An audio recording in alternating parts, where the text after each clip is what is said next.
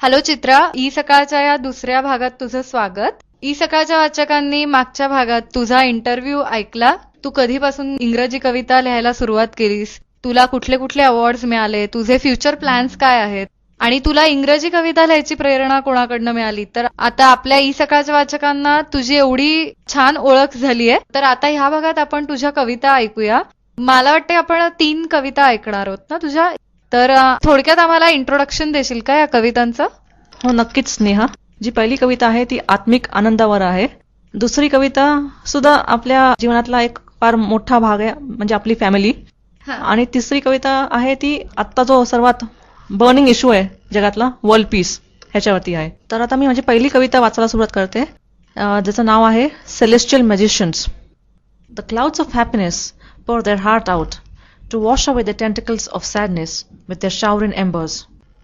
These wispy wonders transfuse the mesmerizing beauty into benign philosophy, eternal symphony, and the rising sunbeam of harmony. Spraying the petals of glee and echoing the music of vigor, as these fluffy friends shower on me all fears are bound to cover.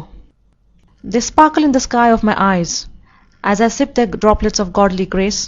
Their sequential scheme hovering above shelters my citadel from the storm's race. This woolly bed of divine spectrum dispels the dust of discord within. To illuminate the pathways of my soul, their swirl calms the tempest within and strengthens the gales of grit within. Looking at these celestial magicians, I now see a silver lining, stifling the darkness on my horizons. ही माझी पहिली कविता संपली आहे.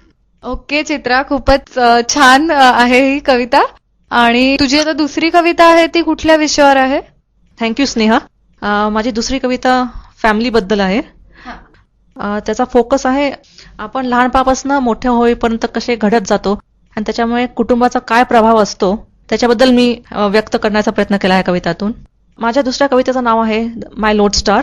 Load स्टारचा अर्थ म्हणजे guiding principal, जो आपल्याला दिशा दाखवतो थोडक्यात.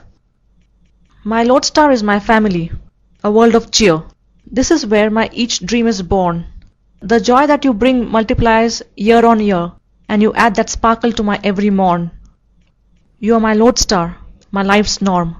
There's a special kind of comfort in knowing you are there, both through the calm and storm, to shower on me a spell of blessings and care. Your kind soul puts a rainbow in my inner resort. I see the world through your eyes. You're the source of my strength and support, and like angels, you solace me by wiping my cries. You're my lodestar, a gift from above, for all the good things that you inspire, for all the commitment and love. It is this, my family in you, that I admire. Wow, फारच छान आहे. आणि I am damn sure की सगळ्याच आपल्या वाचकांनाही खूप आवडली असेल, कारण ही आपल्या कुटुंबाबद्दल आहे.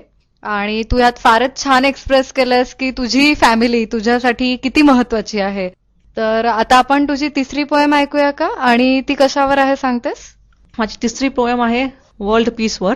मी ह्याच्यात दाखवायचा प्रयत्न केलाय की आपल्या अवतीभोवती इतके घटक असतात किंवा सिम्बल्स असतात की जे आपल्याला दाखवतात की एकत्र राहिल्यामुळे आपल्याला खूप चांगलं जग घडवता येतं.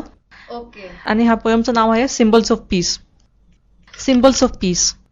Looking at the glorious nature, I realize it's a peaceful wonder. This wonder permeates the world. Through it, peace can unfold. Mistletoe, a symbol of loving kindness. White dove, apostle of harmony. Peace bells, an angelic chorus of love. Evanescent candle, a vision of unity. Olive leaf, ambassador of peace. Rainbow flag, a token of promise. With these natural wonders, differences among minds will cease. With these symbols, we can defeat falsehood and venerate brotherhood. We can defeat disunity and celebrate unity. This is the end of my third poem. Thank you for giving me a patient hearing. Thanks Chitra, तू इथे आलीस आणि तू खूपच सुंदर 3 poems आमच्या बरोबर तुझ्या share केल्या आहेस. आणि आय एम डॅम शुअर की आमच्या सगळ्या लिस्नर्सना हा ऑडिओ नक्की आवडला असेल. आपण मराठी कविता सारख्या ऐकत असतो, वाचत असतो, पण एका मराठी मुलीनी इंग्रजी भाषेवर कमांड मिळवून इतक्या छान कविता केलेल्या आहेत आणि त्या इतक्या भावनापूर्ण आहेत की आमच्या वाचकांना त्या नक्कीच आवडल्या असतील अशी मला खात्री आहे. Thank you so much for coming here. Thank you Sneha, इतकी स्तुती केल्याबद्दल. आय जस्ट होप की सगळ्यांना माझ्या कविता आवडल्या असतील. नक्कीच चित्रा, सगळ्याच लोकांना तुझ्या कविता नक्कीच आवडल्या असतील. तुम्हाला चित्रा लेले यांच्या कवितेबद्दल काय वाटतंय हे आम्हाला जरूर कळवा. त्यासाठी हा ऑडिओ ऐकल्यावर तुमच्या नावासकट तुमच्या कमेंट्स पोस्ट करायला अजिबात विसरू नका.